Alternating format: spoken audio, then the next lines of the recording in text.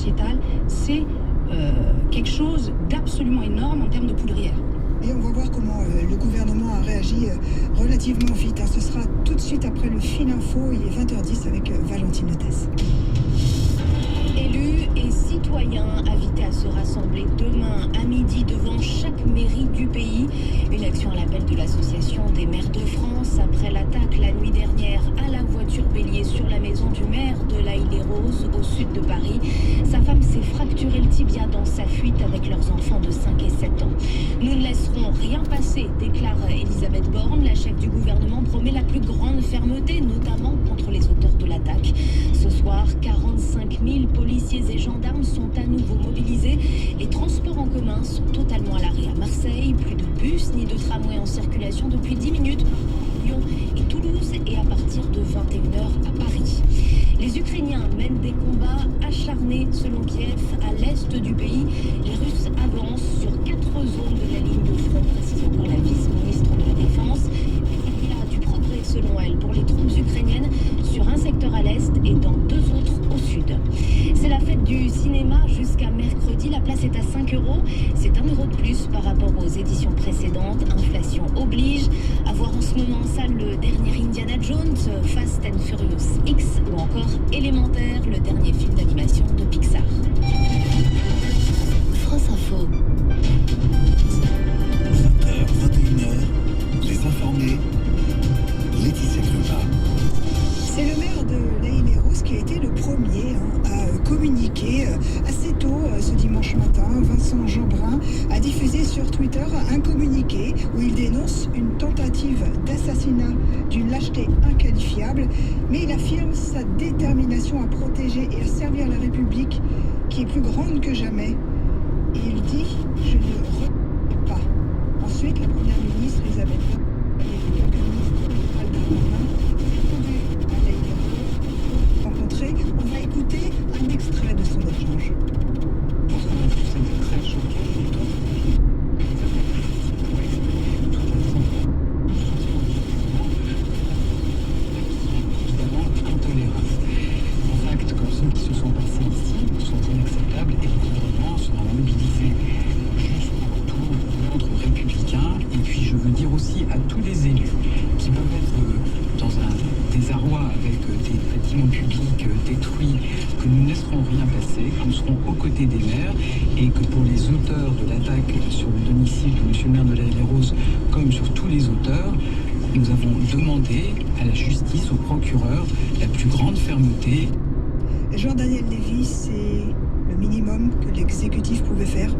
Oui, c'est le minimum. Dire la solidarité, le soutien de la part de la puissance politique nationale à l'égard des élus locaux. Effectivement, cela a été rappelé tout à l'heure. C'est pas le premier événement que l'on voit comme ça. Ça s'inscrit effectivement dans une forme de continuum. On peut peut-être déjà rappeler que la participation électorale, même dans le cadre des élections municipales, a tendance à 1995. Alors certes, il y a eu la période Covid.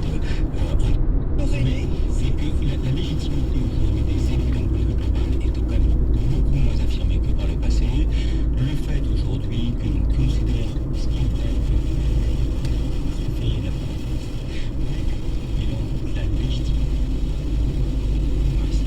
c'est qui sont absolument avérés. Puis peut-être le troisième aspect, c'est que on peut même d'une manière globale, on voit bien à travers les différentes mobilisations, remettre en cause la légitimité des élus à pouvoir être l'incarnation de l'intérêt général, que ce soit au niveau national comme au niveau local. Il n'est pas rare que soit remis en cause le caractère impératif qui est lié du mouvement électoral qui permet aux élus localement de prendre des décisions, d'avoir des orientations. Donc il y a déjà préalablement cette tension d'opinion. Peut-être le deuxième aspect, on l'a vu au cours de la période récente, mais que de nombreuses personnes disaient à travers le mouvement des Gilets jaunes, des violences et dans ce contexte-là, des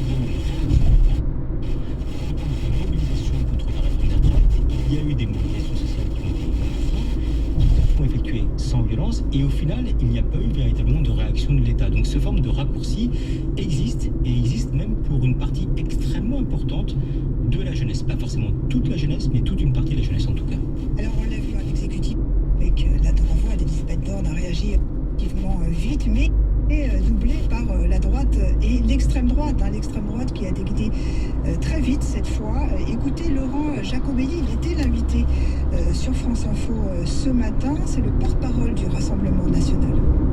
C'est un symbole de la République, un garant de la République qui a été attaqué. On a franchi une nouvelle phase et ça montre bien que ce que l'on vit aujourd'hui, ces hordes sauvages qui attaquent tous les symboles de la République, détestent la France, veulent nuire à la France et n'acceptent pas les règles communes que sont les règles de la République. C'est donc très grave, c'est un pays qui n'est plus apaisé, c'est un pays cocotte minute et c'est le résultat de 40 ans de laxisme, 40 ans d'excuses, 40 ans d'immigration incontrôlée. Alors Marine Le Pen de son côté s'est contentée d'un tweet en début d'après-midi où elle dénonce un nouveau cap franchi. On l'a déjà entendu et elle adresse toutes ses pensées à Vincent Jeanbrun, à ses parents, à ses enfants, son épouse. Alors Ariane m'a dit Marine Le Pen ne joue le profil bas. Pourquoi? Écoutez, parce que Marine Le Pen a fait, comme pour la réforme des retraites, la politique de la sobriété. Et elle a bien raison. Je vous ai dit, donc la sobriété, je ne veux pas malheureusement prendre un autre, mais en fait, c'est passé la séquence sur l'analyse. Quel est le premier à avoir, je veux presque envie de dire, dégainé, puisque les mots guerre sont aujourd'hui des mots très présents dans l'imaginaire public, c'est M. Zemmour. Et en fait, M. Zemmour, il a, du fait de son positionnement politique, la capacité d'implémenter des thèmes avec des mots qui sont plus forts forcément maintenant que le RN. Et donc du coup, ce qui reste à faire à Madame Le Pen, c'est d'être dans la sobriété républicaine. Et donc dans sa stratégie de diabolisation, elle n'a pas grand-chose à faire, puisque Zemmour, quand il va sur Europe 1, en fait, il implémente, si vous voulez, déjà les termes d'ensauvagement. Et c'est intéressant d'ailleurs ce que dit Jacobelli. On a ici parlé de, en gros, un cap franchi. Qu'est-ce que ça veut dire un cap franchi dans la tête des gens, dans la tête de nous tous? Ça veut dire, je disais à mon capitaine de sur côté, je disais,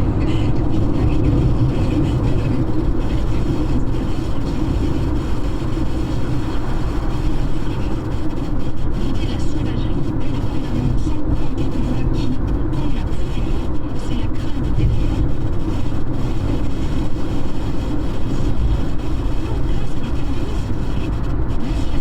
s'empare de ce thème en conflit et Madame Le Pen le récupère naturellement d'une façon, on va dire, protocolaire. Voilà. Vous êtes d'accord, Jean-Marie?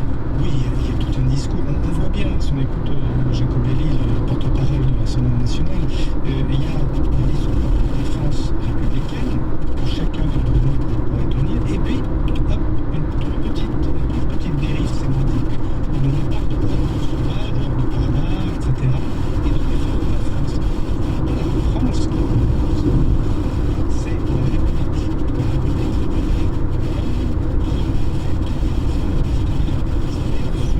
Fondamentalement en cause dans la crise qui occupe, aussi d'ailleurs à mon sens dans la crise des.